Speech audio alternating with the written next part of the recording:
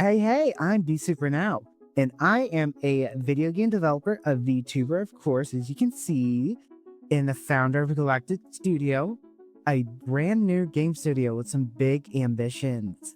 And I've been making games since I was 14, so about 7 years. And I'm super excited to finally share something that I think will help a lot of you out there. A full-on beginner-friendly series called An Introduction to Multiplayer Game Development with Gridlock Suite, which is my very own tool that I've been working on for a year and a half now, that'll make you guys be able to make multiplayer games so much easier. And let me say this right now, we're not touching any code in this episode, and that's the point.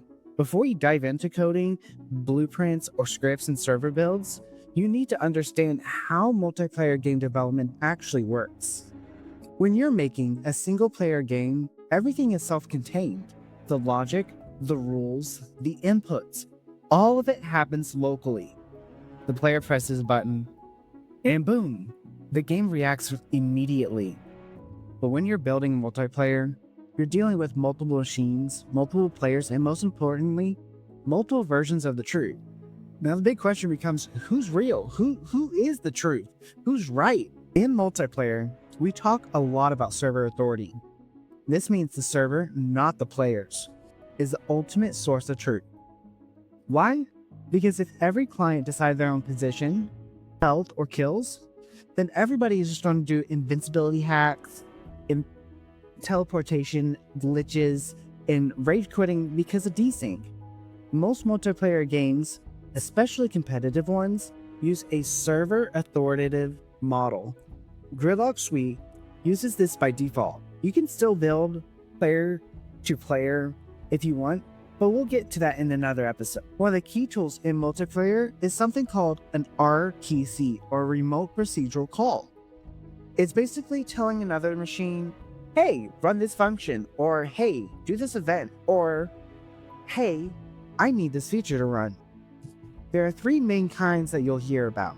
Server RPCs, where the client tells the server to do something. A client RPC, where the server tells a specific client something happened. And a multicast RPC, where the server tells everybody all at once.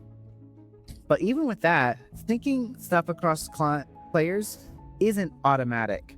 That's where replication comes in, making sure every player sees the same exact thing.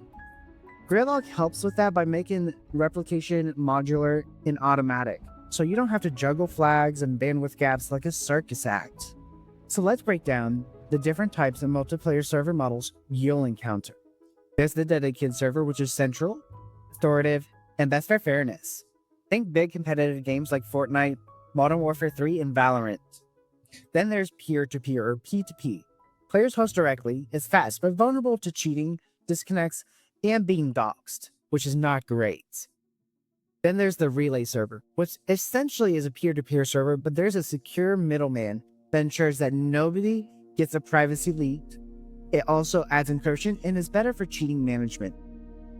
Steam and Epic Online Services, or EOS, both use this, and we will use it in this future soon. So first off, an SDK is a software development kit. It just allows you to more seamlessly integrate with something else. That's all it is, nothing too complex. Now there's two main SDKs that we as game developers use. First off, it's Steamworks. Now this is entirely logged to Steam. So if you plan on making a game to be published on Steam, use this. It's really good. It comes with a lot of features, including lobbies, relay servers, anti-cheat, and so much more. But there's some limitations. First off, it can be difficult to integrate.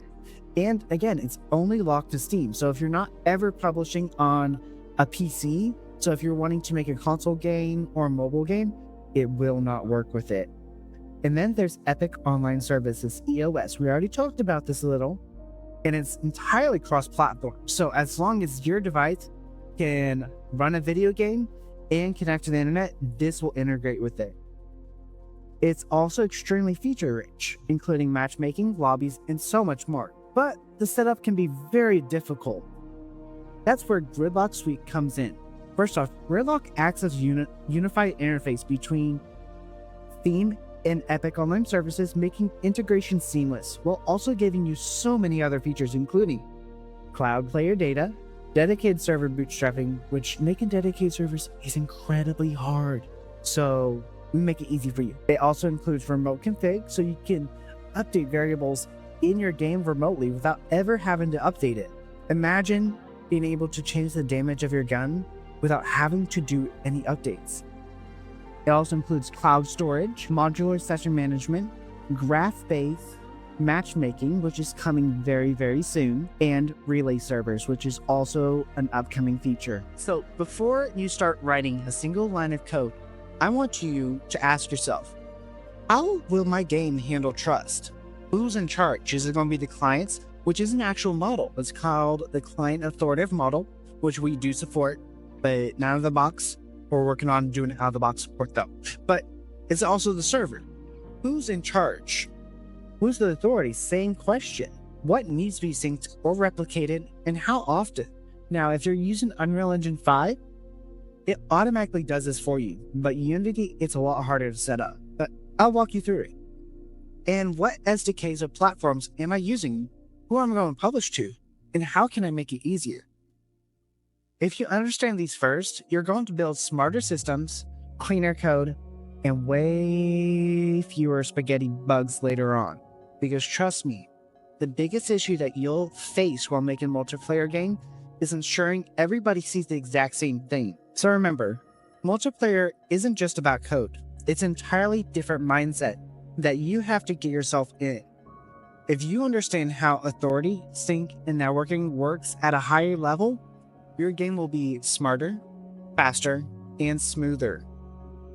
In the next episode, we'll go over the core features of Gridlock Suite, how it's structured, and what kind of multiplayer architecture you can build using it. Think of it as a tour of a new dev toolbox. Make sure to hit subscribe, follow, and hit that bell. And I'm Besupernow. This is Galactic Studio, and this is your intro to multiplayer video game development.